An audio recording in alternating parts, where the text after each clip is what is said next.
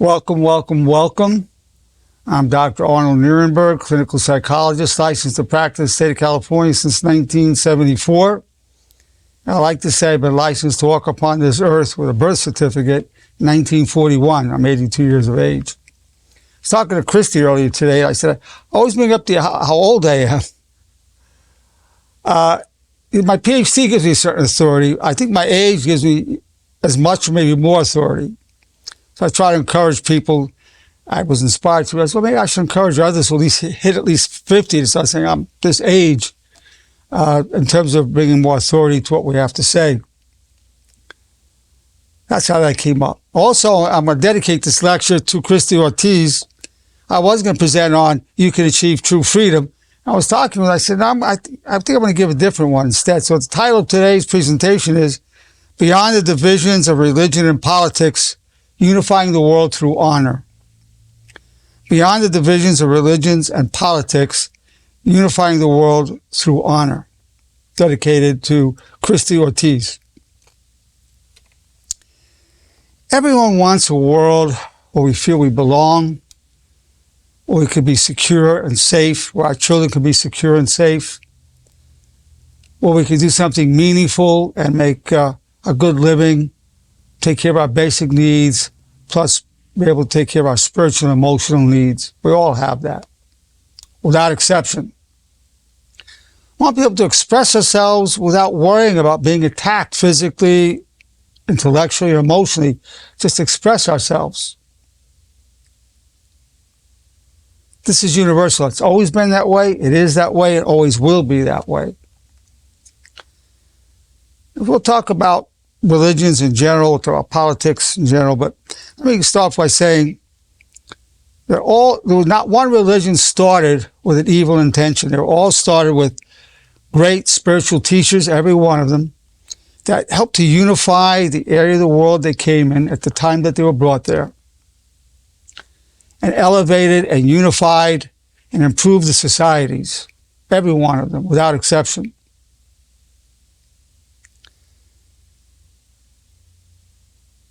And contributed tremendously to the advancement of civilization, just vibrated the universe to higher levels of potency and potential, and amazing things happen each and every time. Now, that might be a surprise to many, because people ought to point out, the shortcomings of this religion, that religion, whatever. Well, over time, due to, perhaps you could say, the quest for power, money, that was came to bring love into the world and unify. People started killing each other in the name of these religions. Not only arguing, but literally killing each other, which was the exact opposite intention of the founder, exact opposite intention. And then within the religions, for the most part, not every last one, but mostly to be divisions within a religion. This sect had a different belief than that sect, and so they would become antagonistic to each other. So that would become divisive there as well. Then, in the religious group, what would happen as the world became smaller, in a sense, because we had communication, we start knowing about something about older religions.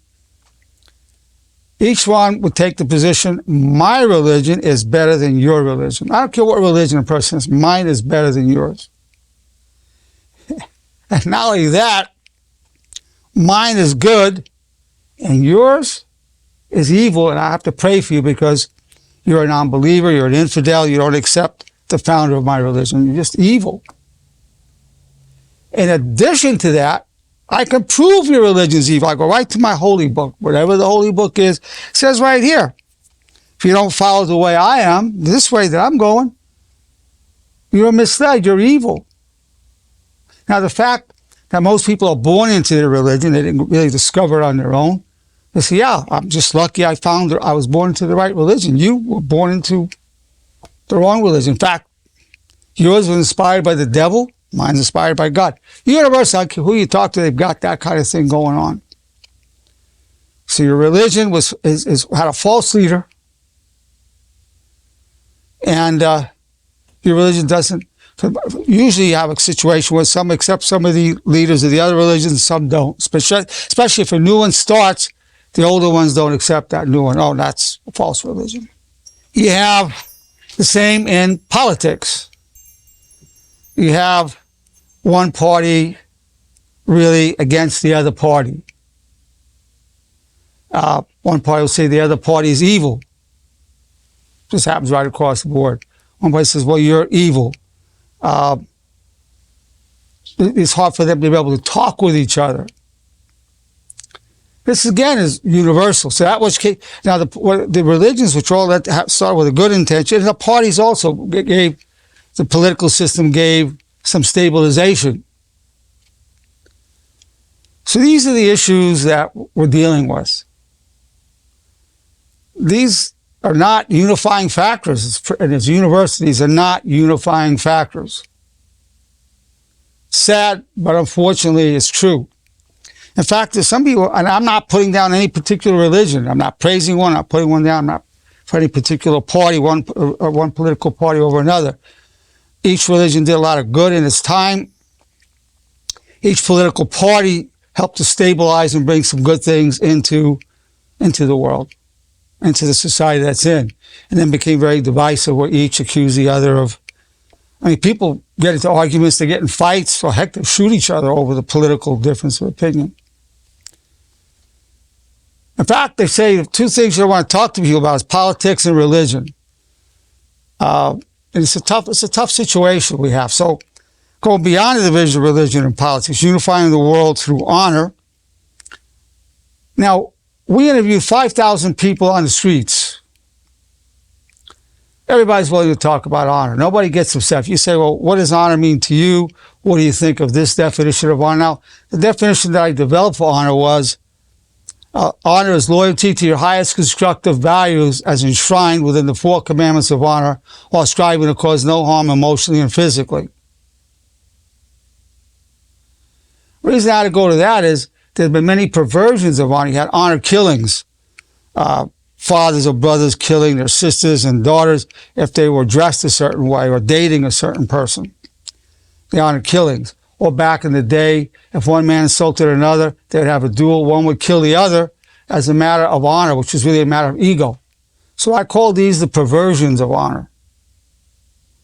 In a way, honor had a bad name over those particular phenomena.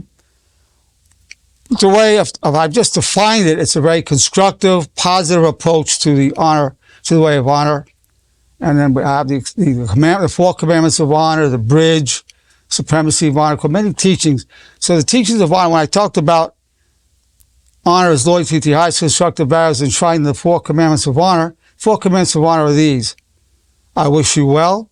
I take full responsibility for co-creating my reality and my problems. I'm grateful for the power I gain from hardship. And then one of 2 depends whether you believe in God or not. I seek always to serve my highest values. If you don't want to address God or you don't believe, if you believe in God, God, your wish is my only wish.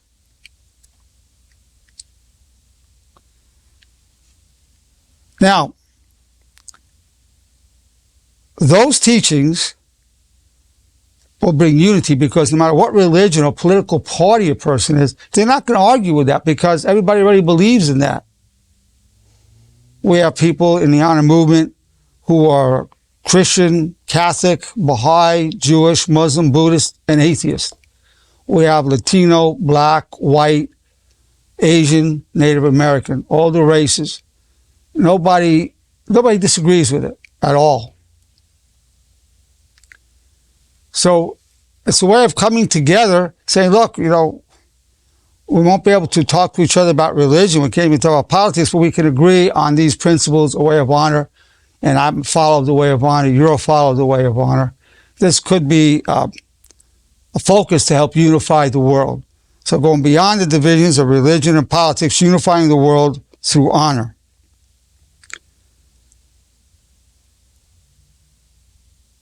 So these are the factors that I wanted to talk about. The good intentions, the divisiveness, and a potential venue for unifying all people.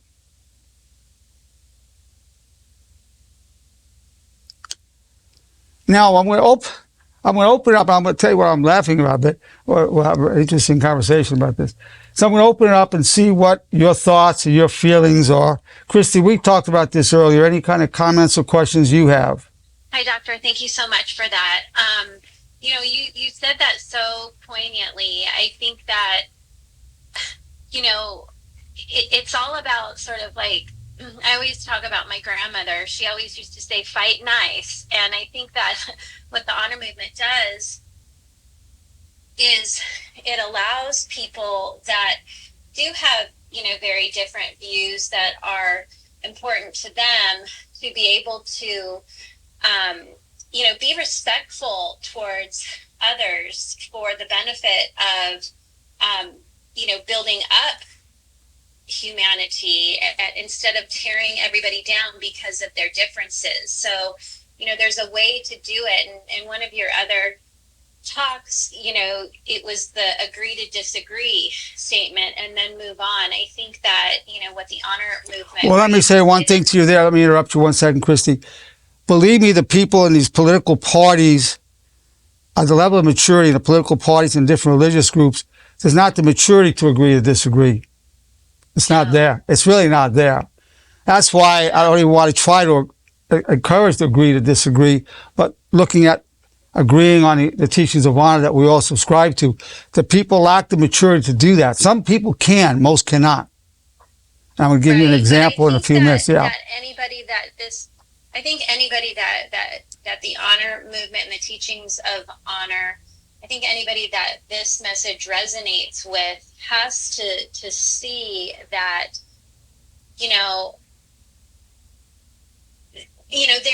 there's a way to go about it. It's like you said, the highest constructive values.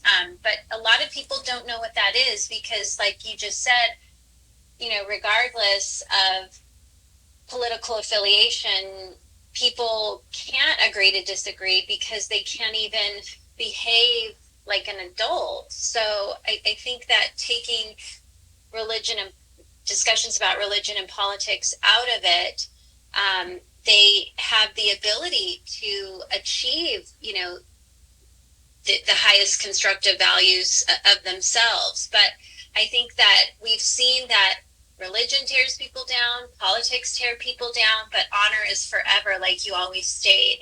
And I think that there's, a greater meaning. Well, let's talk about this. Let me interrupt again because these are good points you're making. Religion really elevates people and sees the people always within a noble perspective. So it's elevating, but the followers get so locked into it that they then start tearing the other believers down of the other religions. They could eliminate and say, well, that billion people that believe in that religion, they're evil or they're devil worshippers. That goes on. But within the religion, there's much dignity and nobility encouraged and developed within the context of that religion. And yet the followers will do that with it. And I'm talking, if not killing each other, certainly accusing each other of being evil. Right. Yeah. But nobody accuses anybody who follows the principles of honor as being evil. Right. Well, and that's the thing. I think that, maybe I think overall, all of the thousands of people that were interviewed on the street, like you said, they are open to discussing how they identify honor. Like what does honor mean to them? Something we didn't identify it on those 5,000 people, but 70% of one sample, it was over 1,000, said they believe honor would bring more happiness and peace to the world, and they personally would like to have more honor in their lives. It was never even defined. So without even going to the definition, people are already having, for the most part, a favorable. Although, remember, one person hearing about honor, right away she thought about honor killings because of the perversion that happened in the name of honor at one time. Right. Yeah, absolutely. And I think that that's really a lot of the foundation, like you said, that, living honorably will address and solve a lot of what is happening in this world to heal it in some.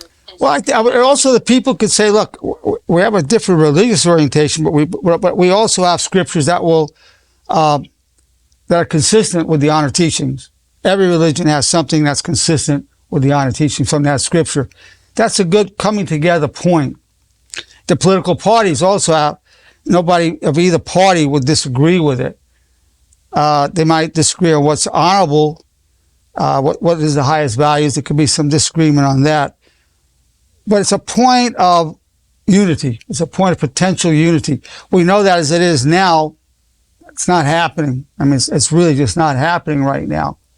As a matter of fact, if you mention to somebody you're this religion and they're a different religion, even though you may have a beautiful religion, that person right away will look at you like, all right, like there's something off here. I'm not going to say anything because I don't want to offend you, but we know where you're going after this life is done. That's not where I'm going. That thought is there. So the thought itself becomes a division right there. Well, and I think a lot of people right now like to spew their vitriol, and they like to point the finger and compare. You know, my religion is better than your religion because of this, that, or the other. But I don't think that their religion is necessarily teaching them to do that. So I think where honor comes in is that honor gives them a good foundation for being respectful towards their fellow man. I think, we talked about this earlier too. It could potentially do it. I don't think they'll be respectful about the particular theology. You're committed to these set of teachings, and each set of teachings to you have this meaning. So it's not me saying that I have the right way. You're not following this set of teachings. I'm not saying it. The founder of my religion is saying it. Therefore, there's no way I can respect what you're doing. No way. I'll pray for you as the best I can do. Well, and I think that's enough to be said sometimes too. But I mean, it's condescending. People feel condescended to for the most part when you say that. Yeah, I've heard people say that, and most people feel condescended to. Yeah. People feel that way. They may not be. The person may be sincere. I love you. I'm concerned. I'm going to pray for your soul. And so the person hearing it often hears, "Oh, you're saying you're better than me. Your religion's better than me. Whatever," or the whole meaning of it. Same with the political parties. I mean, it's very hard to get in our country, say Democrats and Republicans, to talk to each other. There's some issues that are, there's some issues that they could agree on, but the ones that don't, I mean, it just becomes, the word evil is then used. That's a word used a lot in these two categories. So at this point, now, all the honor teachings are really inspired by the divine teachers. It's not separate from us all, and it's consistent with all scriptures. There's no scriptures that will be against any of those points. Not one scripture from any religion. So that's where I think that would be a venue to explore. Of course, I'm just an individual doing this. I'm not a divine teacher. I'm just a servant of God bringing this, so I don't have the power to vibrate the universe in that way. It's something out there for us to consider. We'll see what happens. But again, I want to thank you very much. It came up in our discussion. Yeah. I know. Thank you. You're welcome. Stacy, is there anything you want to ask or say? Yeah, I thought that dialogue between you and Christy was pretty awesome at the end.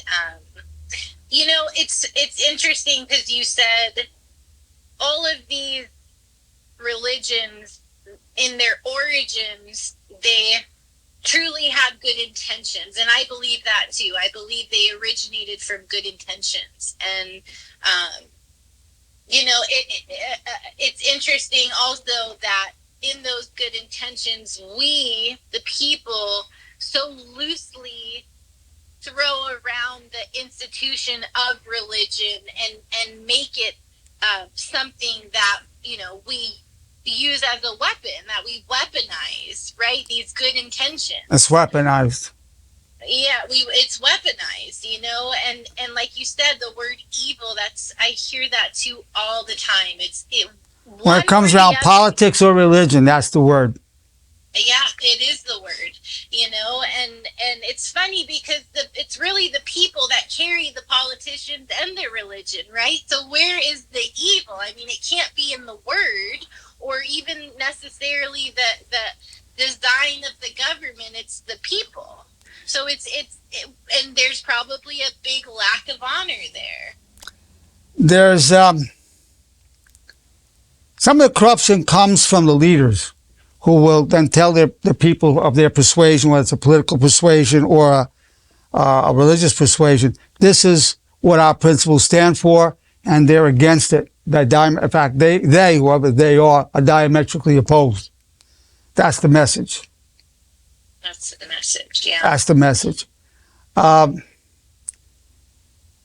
mean, but you see it even, Doctor, even in religion between two Christians or two Muslims, right? Where they're No, telling you each have other people between the sects really disliking, hating each other, or even killing each other. I mean, you have Shiites and Sunni that have been doing that for centuries. You had Protestants and Catholics slaughtering each other. All the religions have had, almost all, not all, have had that killing in the name of God. They all prohibit murder, but what would be very helpful to any religious group is a forbidding killing in the name of God. But nonetheless, that's another discussion. I would say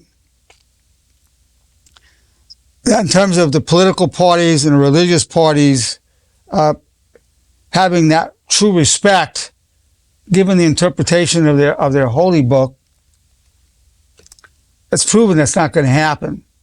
I mean, that's just proven over the centuries. It's just not going to happen. But the teachings of honor and the commandments of honor are within, everybody believes in them. And I call them commandments of honor because we're commanding the honor that's already within us to rise in the consciousness in terms of thought, word, and action. I love everything about the honor movement, and I love everything you just said. I mean, it's such a basis, and it is its own religion in a way without being weaponized and having that. The only way you can weaponize the honor teachings, if you say, well, I'm a disciple of honor, I follow the way of honor, and you slip and you say something, say to your spouse, they might say, well, you're supposed to be a disciple of honor, you're a hypocrite. So right then, I've had that done to me. I said, oh, I apologize, you're right, I did slip. So you got to be willing to repent right away if you do that. So it could be weaponized by somebody who knows you're trying to follow that path if they see you deviating. So you have to be ready. If you see that's true, you have to be able to repent right away and go the right direction. But so even that can be weaponized. But weaponized, yeah, that could be weaponized to some extent, but not to the extent that we're seeing. But an accusation can be made. Well, you're a hypocrite. You're teaching honor, but look what you're doing here. That can be done. And then if a person has to say either, well, you're wrong for this reason, or, you know what, I can see the truth of what you're saying. I apologize. I'm going to change it. Of course, sincerity is always key. Mm-hmm. Always key. Yeah. I mean, you look at even communism. It sounded good, in terms of the end of exploitation of capital versus labor. But it was so perverted, and what it ended up being was worse than the capitalistic system it sought to replace. What we really need is capitalism with honor, because capitalism without honor is a problem. So everything could be weaponized, but some more dangerously so. Mm-hmm. The worst thing, if you don't follow your ideology, is to say somebody's being hypocritical. Mm-hmm. And somebody else might say, I know you aspired to the honor way, but I think you're slipping here. You may want to reconsider. That would be a more honorable way to address that. Somebody else may want to just hit you on the head with it. But in the meantime, it's not killing somebody. It's not saying you're going to hell. It's not saying you're evil. But you could have somebody who espouses all the honor teachings and to just gain your trust, so then he could use you monetarily or any which way. I mean, anybody could use these good things as speaking points. So anybody can corrupt it for themselves. It's no question about it. People will talk about God and goodness and so forth, and some of them are good people, and some of them are really not good people. It can be used to deceive. So you can have deceivers in anytime you're talking about an uplifting philosophy or an uplifting theology. It can certainly be used to cover and deceive. There's no way around that. But at least in terms of talking points, we can say, well, we all agree on this. How much somebody lives it may be another story. Right, right. And really, it is just a character kind of framework, you know, and I know I always use that word, and you do too, the reframing. But it does in so many different aspects of your life, which you've lectured on many of those. It really is a basis for being a good human being, you know, and being conscious of your thoughts, words, and actions, and doing them with honor. You know, being a good human being means respecting somebody who has a different way. However, if you're convinced that that person, because the theology they espouse is a worshiper of the devil, a follower of an evil way, an evil religion, evil political view, how are you going to have a good conversation, a respectful dialogue with, in your mind, you look at this person as evil and you can't trust them? How is that going to happen? How is that even possible? Yeah. It's not. It's not possible. And it just feels like such a reflection with so many people when you see those fingers being pointed and you see people, you know, just, it's almost like they've taken on their religion and their politics as their identity, as if that's their, you know, that's, I mean, the main basis for how they make judgment calls, and that's awful, actually, place to be. I'm not saying to not be political and religious. I'm just saying what a limiting point of view. Well, let me tell you what the threat is. Let me interrupt you a second. The threat is, if I listen to you, I might be corrupted by you. I might be misled into an evil way myself. If I listen, therefore I can't listen. I judge you and I won't listen, because even listening itself could corrupt me. Politically, religiously. So why would you want to listen if you're going to be corrupted? And that's there across the religions. So interesting. It's tough. It's a tough situation. That which came to uplift and unify. This is where we're at. And that's reality. I have a lot of experience with this. A lot of experience. Honor. You could talk to the people. You can have a very reasonable conversation. Some people may be more sincere about living a life of honor than others. Some may be more sincere at one time in their life than another time in their lives. But it's not going to get to where political or religious organizations have gone. And in the honor movement, there is no money and there is no power, so that can't corrupt it. Whereas in all the religions and political parties, there's a lot of power and there's a lot of finances involved, which is very easy to corrupt people with both of those. If there is no power, there's no money in the honor movement. So it's not corruptible that way. Very good. Yeah. Thank you, Doctor. You're most welcome, Stacy. Always good talking to you. Always. Thank you. Anybody else have anything you want to ask or say? Yes, Doctor. Oh, Tracy, you're here from Mexico. Great. Yeah, I finally have service. Good. I just landed like an hour. Oh, you're back in LA? Yes, on the way home. Okay. Yeah, but I really like this whole conversation and the dialogue between you and the other participants. I think it's really good, and I think it also it goes back to being respectfully real. You have the right to be who you are, as far as religion. In a respectful way. Right. Religion and your political views, as long as you're respectfully real, and you can have a debate. You don't have to bash the other side, but you can, like you said, agree to disagree. People can't do that. Most people, 99% of people can't agree to disagree. Right. They just don't have the maturity to do it.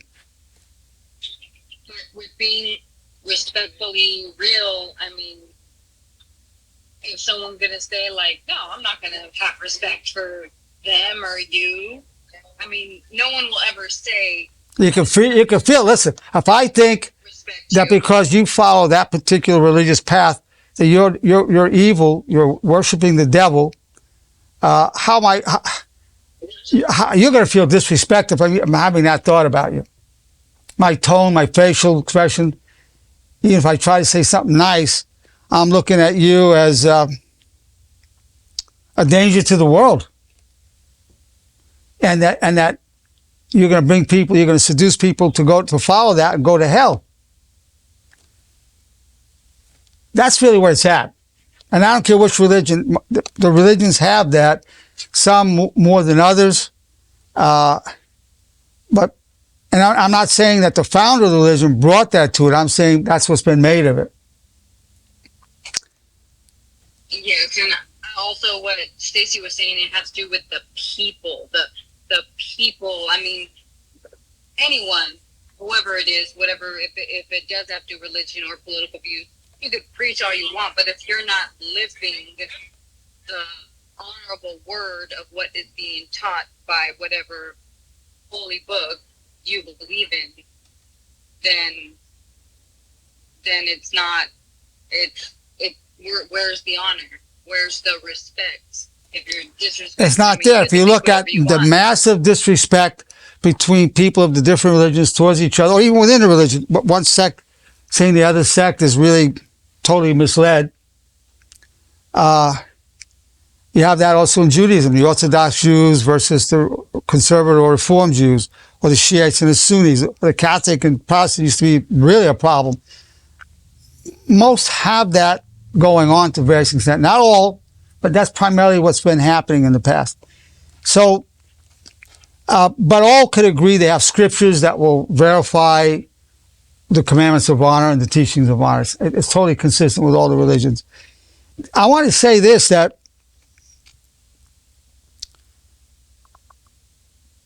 you might have two people of different religions that can be civil to each other, but if you get down to really what's going on, you'll see something else going on. If they have to hide what they really think, because what they're thinking is, you're a danger. Because you're a follower of the devil, or you've rejected parts of my religion, or not consistent with my religion, therefore, one of us is going to hell, and it's not me. So when you have that, how far can you go in a respectful conversation with that attitude towards the other person? I say you can't go too far. You got to keep it this way, and maybe you can do business together. You can get along at a certain level. And even within the religion itself, this person will say this one is going about being a co-religious in a wrong way, or they don't even understand what it is to be this religion. So it goes on there. So it's really this point. I'm just saying it's an issue, and there's no simple solution to it. It's been here for centuries, and it's not going away. And the political parties, people are screaming at each other. People feel it's a license to get nasty to each other when they start talking about different aspects of the political things. They can't have a civil conversation. All this could be overcome, but I don't see it happening. It might be potentially another 1,000 years, couple hundred years till the maturity is there, if ever. I mean, slowly society is evolving to higher levels of understanding. That's happening. But this is a very slow evolution. I would say when I was younger, the followers of different religions wouldn't even talk to each other. They wouldn't even allow to come into their house. Now people are talking at least, so there's some kind of civility at least. So there has been, over my lifetime, a positive movement. But these are good points you're bringing up, Tracy. What else? I'm interested in your thought. That was it. Okay, good. Very good as always, Tracy. Welcome back to California. Yeah. Thank you. Well, it's been my pleasure to visit with you, to have this opportunity to be with you, presenting Beyond the Divisions of Religion and Politics, Unifying the World Through Honor, dedicated to Christy Ortiz.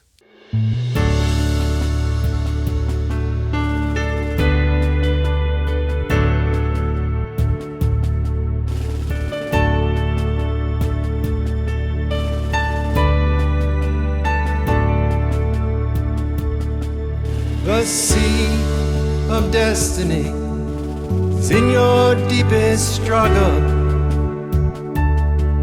God's will and mine be one, and I wish you well. You are co-creator, respectfully real. There's a way in the valley that turns weakness to steel. We're known through all eternity. From strife we gain power, clothed in grace and love, disciples of honor. All the days of our lives refuse the way of shame.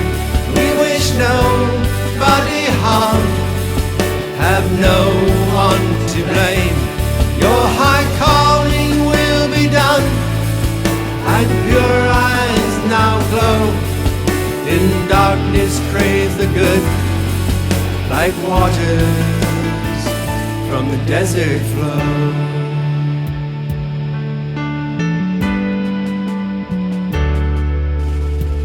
I pledge my love all the days of my life. I pledge my soul to all that is good. I pledge my heart to my brothers and sisters who I join in the light, leave a legacy of honor.